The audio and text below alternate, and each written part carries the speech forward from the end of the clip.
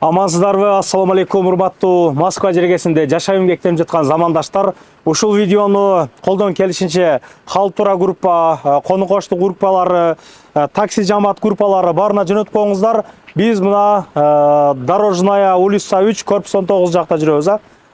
Метро Праскага жакын жер болуп калат.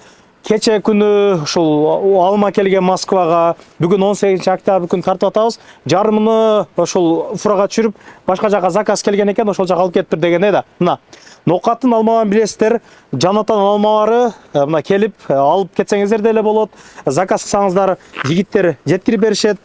Эми бул алмаларды жеп жүрөбүз. Мына аябай сочный, мощный алмалар болот. Килограммы туугандар ушул яшыгы мындай айтканда келип алып кеткендерге болгон болсо 1000 рубльден тура келип калат. Мына Праскада жакын жашагандарга болгон болсо бир яшыкты деле доставка кылып жеткирип беребиз дейт. Анан башка метродогуларга 2 яшык алган болсо 1100дөн жеткирип беришет. Андыктан чалып байланышып калыңыздар. Номерларын көргөзүп койдум.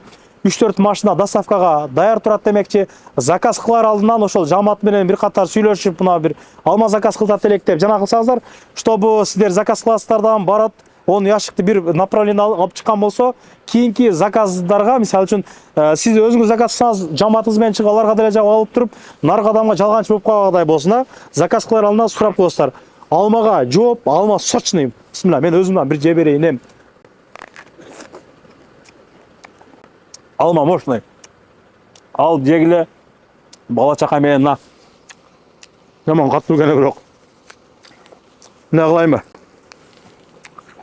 Сок. Мыжымалка. Алма мощный экен. Убал кылдым окшойт да. Рекламага көргөзөйүн дедим да, мына.